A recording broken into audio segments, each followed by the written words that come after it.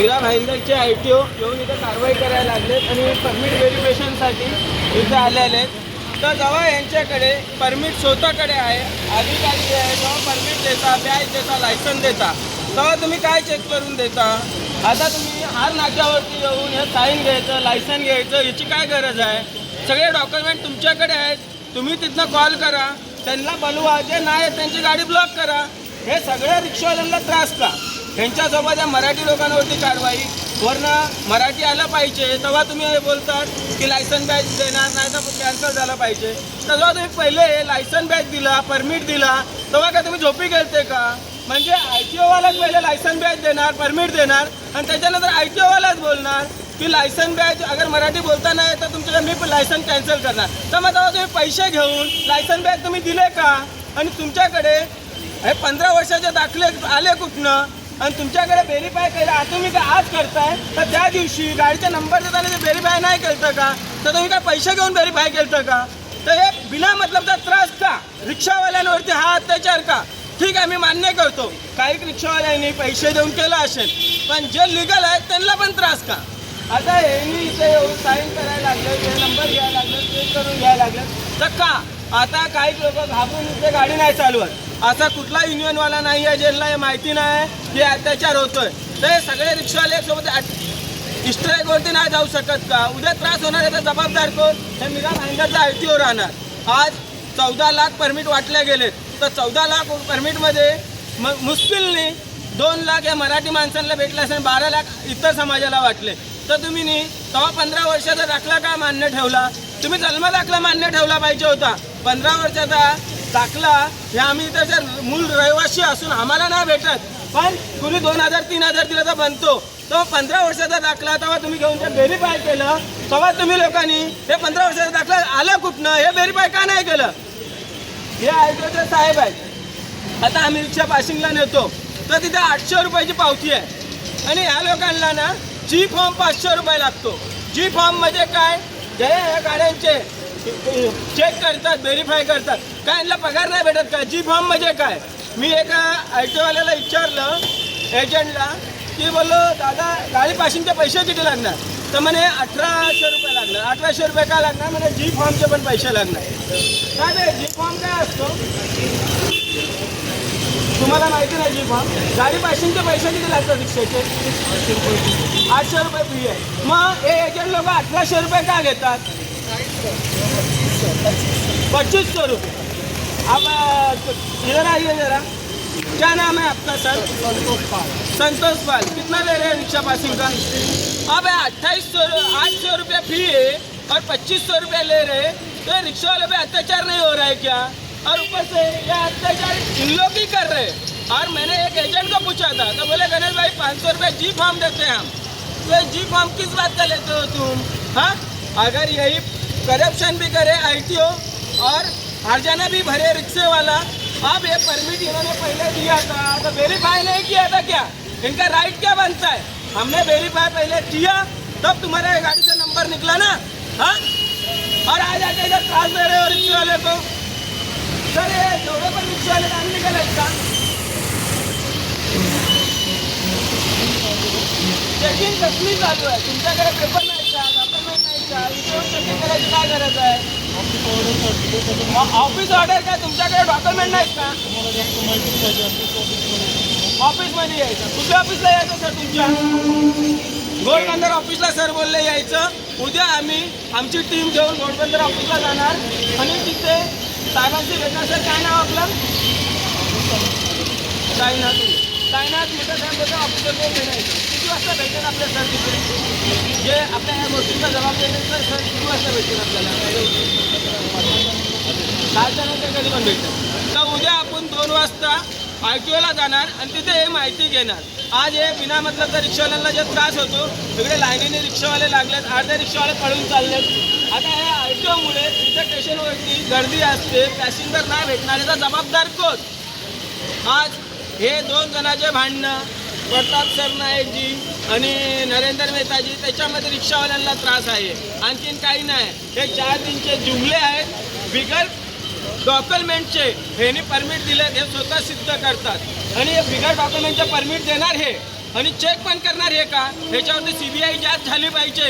ज्या ज्या अधिकाऱ्यांनी हे जे डॉक्युमेंट चुकीचे दिलेत त्यांचे नोकरी रद्द झाली पाहिजे आणि असं दुबारा नाही झालं पाहिजे. याच्यावरती CBI जांच ठेवा ना तुम्हीच देता डॉक्युमेंट, आम्हाला परमिट तुम्हीच देता, तुम्हीच कोण चेक करणार आहे. जसं का चोरी मी केली आणि मीच जे आहे अधिकाऱ्याला मागतो पण ते चुकीचं आहे ना. आज तुम्ही इथं मीरा भाईंदरमध्ये चेक करता, आज मीरा रोडमध्ये चेक करता, तर तुम्ही डॉक्युमेंट दिलते नाही का. आणि डॉक्युमेंट दिलते नाही तर तुमच्याकडे लायसन बॅग आला कुठनं, आणि डॉक्युमेंट घेऊनच तुम्ही दिले ना आम्हाला लायसन बॅग. काय ना ॲक्च्युली हे काय कारण आहे परमिट चेकिंग चालू आहे. बोल हां बोला.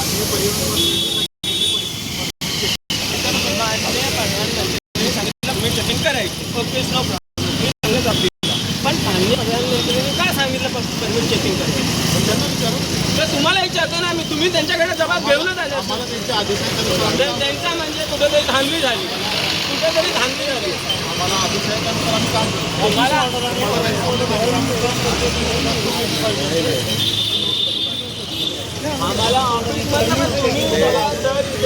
त्रास आहे, आम नागरिकला त्रास आहे.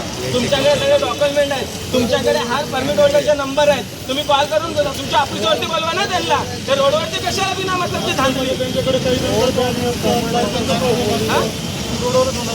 तुम्ही काय बोलले, परमिटचा मुद्दा आहे, मेन मुद्दा परमिटचा आहे, मेन मुद्दा परमिटचा आहे. आता हे डॉक्युमेंट नाही दिले मला माहिती आहे. हां आणि हे बिना मतलब त्रास नाही गरीब रिक्षावाल्याला नका देऊ. हे जे लायसन आपण दिलाय ना RTO ने दिला. एक मिनिट, आज लायसन कोण देतो आपल्याला, RTO देतो. एक मिनिट बोला.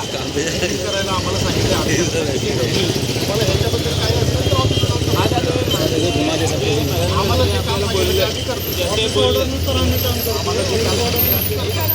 तुमच्या ऑफिसवर आम्हाला गाडीचे नंबर भेटले ना.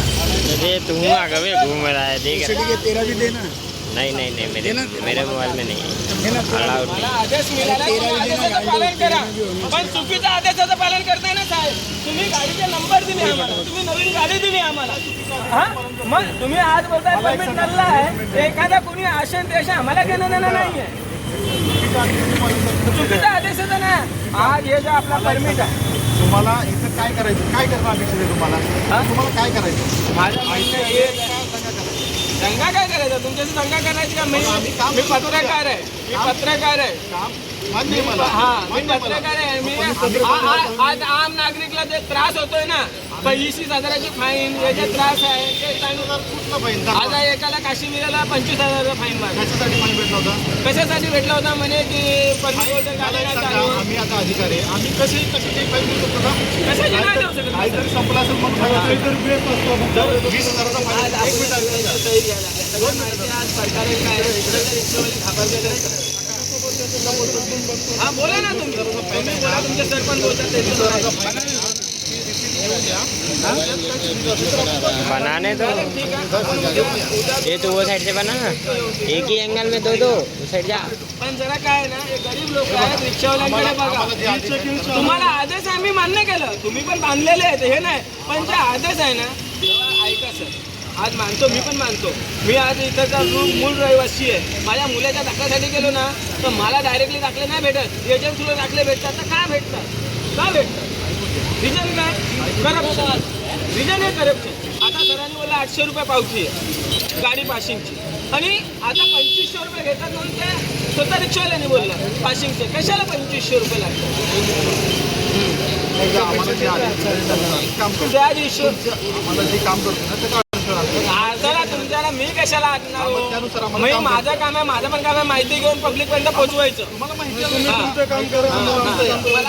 माझा काही इश्यू नाही आहे आणि माझे काय हो ते चालेल ना. ऑफिसला मी उद्या 2 वाजता येतो.